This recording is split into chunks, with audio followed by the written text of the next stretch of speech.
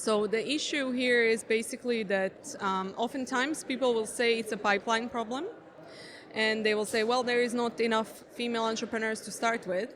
However, I think it's basically about the systematic barriers that we are facing not only in entrepreneurship and innovation, but in society overall. So if we say the problem is the pipeline, we are shifting the blame on women. So we are trying to fix women, whereas we need to make sure that we are working on breaking down the systematic barriers that women are facing when trying to engage in deep tech projects. So essentially, for instance, you'll have in the EIC a program that's called the Women Tech EU.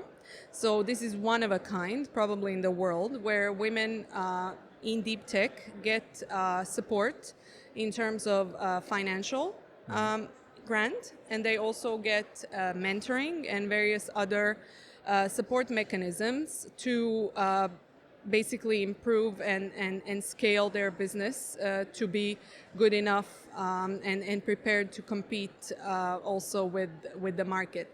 So I think, for instance, programs like Women Tech EU, they are really excellent, but we need more of those, and we need more funding for these kind of things. Of course, funding is not the only issue, and it's just one of the elements, so it's a combination of things.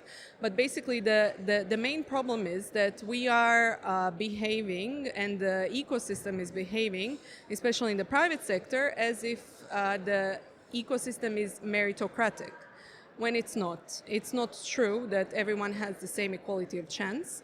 And what I personally am advocating is this equality of opportunity. This is really important. If a company is bad, of course the company is bad, and there is not something we cannot do much about it, right?